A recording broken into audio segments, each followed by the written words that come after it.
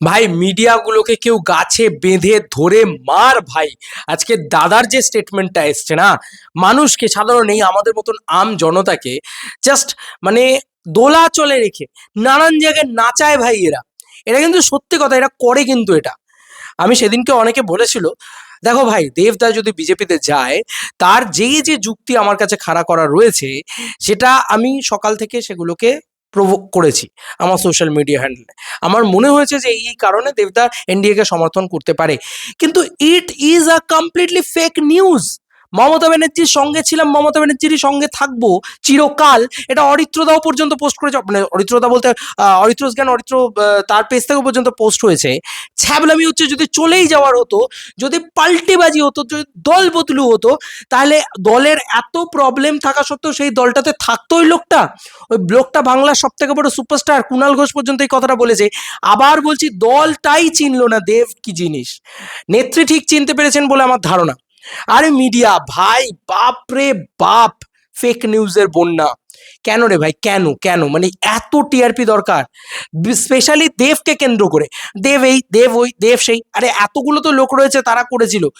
আজকে আপনারা বলুন তো, দেব যদি ইস্তফা দিয়ে চলে যেত, তো লোকে বলতো ঘাটাল মাস্টার প্ল্যানটা না করে মানুষকে মিথ্যে বুঝিয়ে মিথ্যে কথা বলে সরে গেল, এই কথাটা উঠতো কি উঠতো না আপনারা বলুন। কিন্তু আজকে যখন নাকি দেব টিএমসির জন্য, টিএমসি একজন সাংসদ হয়ে সে শুধু এই কথাটা বলছে যে ঘাটাল মাস্টার প্ল্যান, আমার মানুষ আমাকে ভোট দিয়েছে, সাধারণ মানুষ আমাকে ভোট দিয়েছে, এই কারণটার জন্য ভোট দিয়েছে, আমি সেই লড়াইটা লড়ছি আজকে, সেই কারণটার জন্য লড়ছি, ঘাটাল মাস্টার প্ল্যানের কাজের জন্য লড়ছি। মুখ্যমন্ত্রী পরিবর্তন হতে পারে, আমার মকসাদের মানে আমার যে main target Ghatal master plan, সেটার পরিবর্তন হবে না। তাহলে ভাব এবার, তাহলে ভাব এবার ভাই, এটা হচ্ছে দেব। আইডিওলজিক্যালি সত্যি বলছি দাদা, তুমি আমার কাছে আরো অনেক বড় হয়ে গেলে। মানে আমি সত্যি বলছি, যে দল আমার সাথে যা যা করেছে, মানে সো কল্ড স্বরূপ বিশ্বাস যা যা করেছে, আমি দেখেছি চোখের সামনে, আমার খারাপ লেগেছে। আর কতটাই বা দেখেছি, আরো হয়তো আরো অনেক কিছু রয়েছে যেগুলো তো আমিও জানি না, আরো ক্লোজ ওয়ান্সরা জানে। দাদা সব থেকে বেশি নিজে হয়তো ভুক্তভোগী, নিজে মানুষরা সব থেকে বেশি জানে।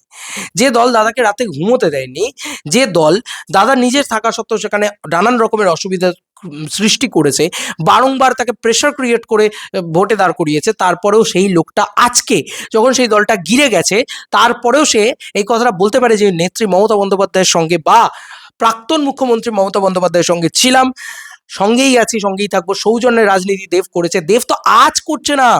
দেব জয় শ্রীরাম বললে তাকে বুকে জড়িয়ে ধরে, এটা আজ নয়, এটা আগেও করেছে, 2024-এও করেছে, 2014-তেও করেছে। দেবকে লোকে অনেক বছর ধরে চেনে, সেটার জন্যই আমার মনে হচ্ছিল যে দেবকে এগুলো করবে না তো। কিছু লোক তো নেগেটিভিটি করা শুরু করে দিয়েছিল। ভাই আমি বলছি ভাই, দেব এগোলেও তোদের প্রবলেম, দেব পিছলেও তোদের প্রবলেম। ভাই তোরা দেবের নামে ভাই, ভাই নে ভাই তুতু ফেল চারটে, এত কেন ট্রোল করিস ভাই আননেসেসারি জিনিসপত্র।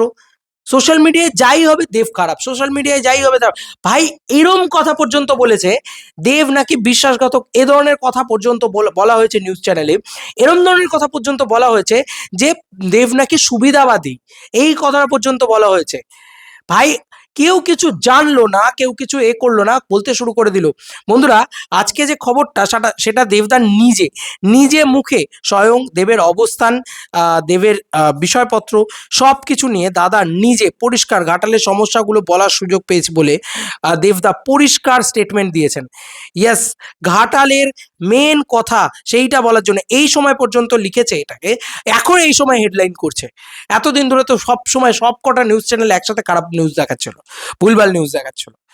ভাই নিউজ চ্যানেলগুলোর একটু কি সিনসিয়ারিটির দরকার আছেন বলে মনে হয় না? উনি বাংলার একমাত্র সুপারস্টার, একমাত্র বিগেস্ট মেগাস্টার বলা চলে। তো বক্স অফিসে সেই জায়গাটা তার রয়েছে যে নতুন তৃণমূলে যাচ্ছি না, সারা জীবন দিদির পাশে থাকবো। দেব এই কথাটা বলেছে। এবার এবার চলো তোমাদেরকে ফুটেজটা দেখাই, আমার মনে হয় সেটা সব থেকে বেশি ভালো হবে। তোমরা শোনো সেই ফুটেজ, শুনবে হ্যাঁ ভালো করে।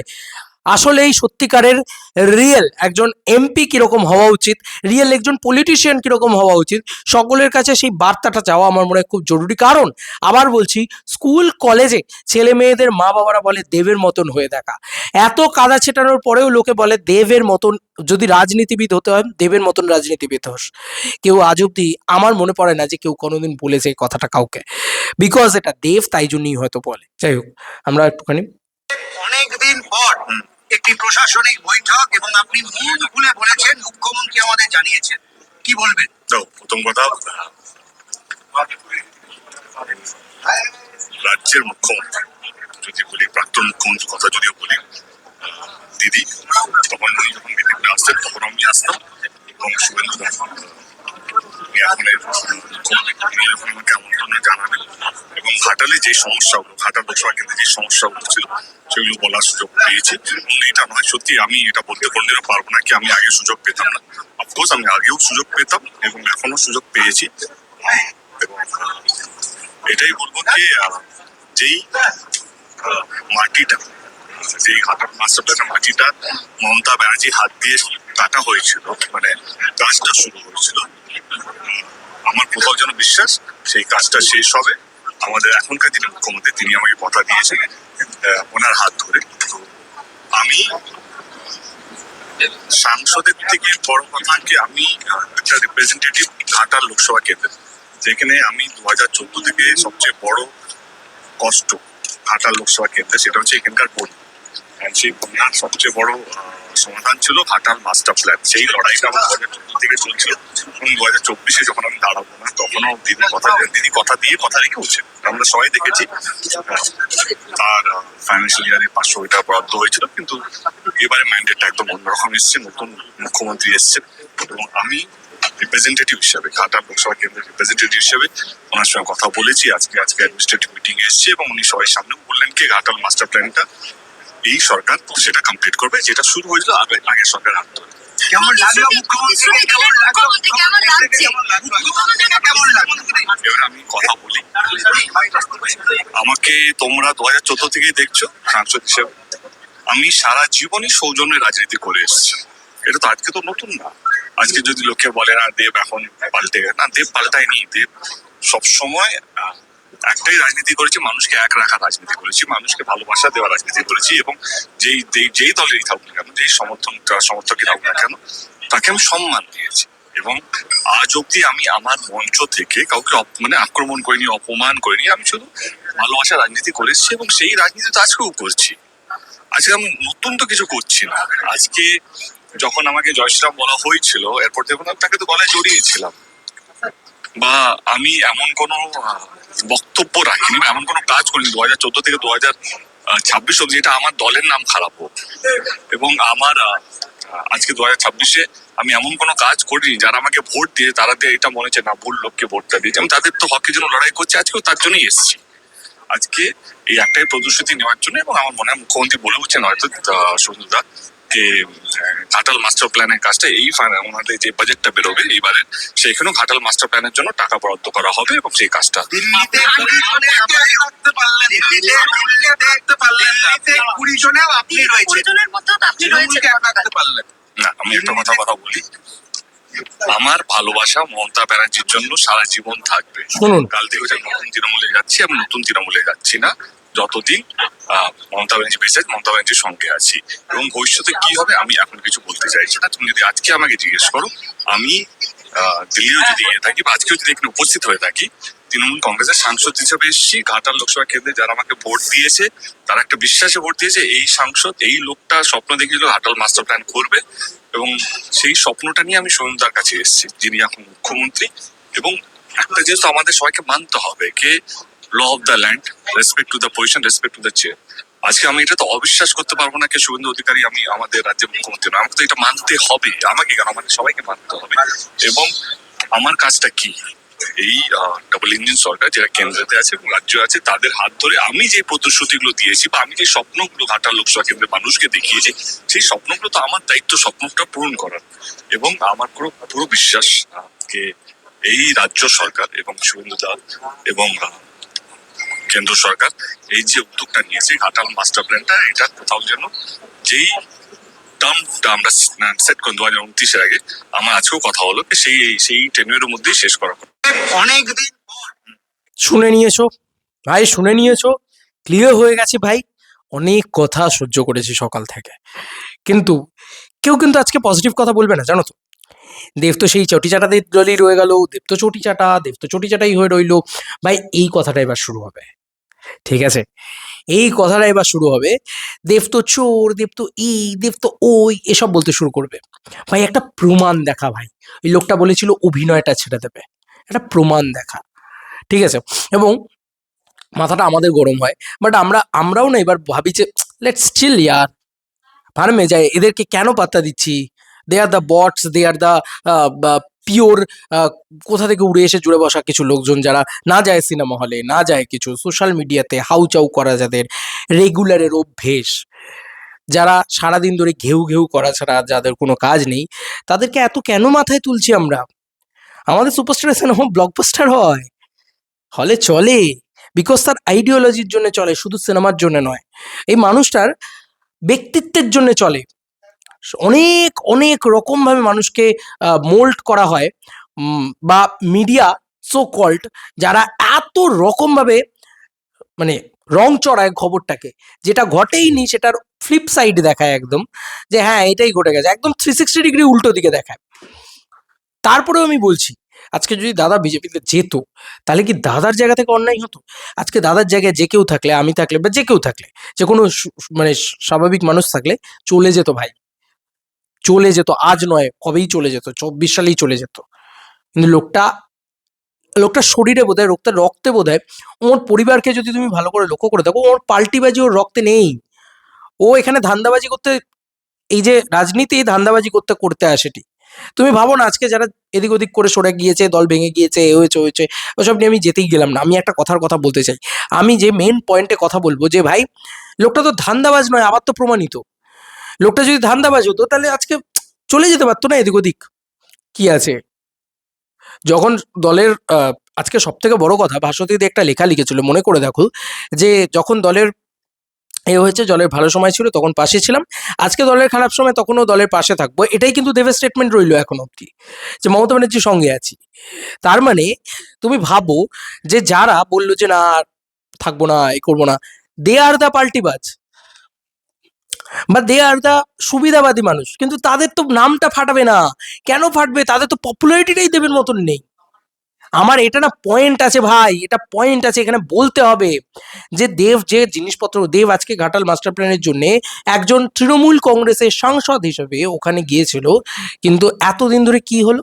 দেব নাকি লুকিয়ে বসেছিল, দেব নাকি এই করেছে, কেউ তো বলেই দিল দেব সুবিধাবাদী। ভাই তোমাদের এই কথার লাইসেন্স, দেব ভদ্র বলে যাইছে তাই না? একটা মানহানির মামলা ঠুকে দেবে তো তখন ভাল লাগবে, খুব ভাল লাগবে, কিন্তু দেবে না তো, এটাই তো প্রবলেম। মানে এরাও জানে যে আমরা দেব, দেব তো সফট কর্নার, দেবকে নিয়ে যা খুশি তাই বলা যায়, তাই বল ভাই, যত খুশি বল, দেব যতক্ষণ না মুখ খুলছে। আসলে কি জানো তো, মানে এত কিছু করার পরেও না মানুষটাকে খুব একটা কালিমালিপ্ত করা যায় না, যায় না। আর আমাদের মতন সাধারণ মানুষের, সবাই বলে কিরে এই তো এটা হলো, কিরে ওই তো ওটা হলো, এইসব হয়। আমার এটুকুই মনে হয়। যাই হোক, তোমাদের কার কি মতামত এন্টায়ার ভিডিওটাকে নিয়ে জানিও কমেন্ট সেকশনে। তবে দেবের নিজের আইডিওলজির জায়গাতেই রয়েছে, দেব যে জায়গাটাতে বিলং করে সেটাতেই রয়েছে। দেব আজকে যদি ছেড়ে চলে যেত সংসদ পদ, তাহলে বলতেন, আপনারাই বলতেন যে ঘাটাল মাস্টার প্ল্যানের কাজ না করে চলে গেল, মিথ্যা প্রতিশ্রুতি দিয়েছে। দেবের কাছে ইম্পর্টেন্ট নয় যে টিএমসি কাজটা করছে না বিজেপি, দেবের কাছে ইম্পর্টেন্ট একজন জনপ্রতিনিধি সেই কাজটা এটা করছে। আমি একটা ভিডিও সার্কুলেটেড করেওছি আজকে ফেসবুকে। দেব বলছে যে এটা 24 সালের ভিডিও, বা 24 সালের কি বলবো র ফুটেজ আর কি, নিউজ চ্যানেলে দেবেরই স্টেটমেন্ট, যে আজকে যদি বিজেপি বলে বিজেপি কাজটা করবে, আমি বিজেপিতেও তাড়াতে রাজি আছে, কিন্তু ঘাটাল মাস্টার প্ল্যানটা হওয়া খুব জরুরি, মানুষ তাকে ওই কারণে ভোট দিয়েছে। তো যাই হোক, আজকে ফাইনালি বিজেপি হয়তো কাজটা করছে, কিন্তু করুক, উন্নতিটা হোক, ব্যাস দ্যাটস ইট। কোন পার্টি করছে ডাজন্ট ম্যাটার, ম্যাটার হচ্ছে মানুষের উন্নতি, দেশ কা ভালাই, ঠিক আছে? যাই হোক, ওই জন্যই বলে যে দেশ কা ভালাই করবে তার তো একটু বদনাম হবেই, তার তো একটু এ হবেই। শিবাজি দা বসের ডায়লগটাই মনে পড়ে গেল। যাই হোক দাদা, তোমাকে একটা বিগ বিগ বিগ স্যালুট, রেসপেক্টের চূড়ায় পৌঁছে গেলে আজকে দেবদা তুমি, যে কোনো মানুষের কাছে, যে কোনো অর্গ্যানিক সাধারণ জনতার কাছে, জানি না এই তোমার এই বক্তব্যটা কতজনের কাছে পৌঁছবে, লোকের কাছে নেগেটিভিটিটা বেশি স্প্রেড হয়, সকলে জানলো দেব নাকি বিজেপিতে চলে গেছে, এসব লোকে জেনে গেল, কিন্তু কিছু লোক বিশ্বাস করতে শুরু করে দিল, ঠিক আছে?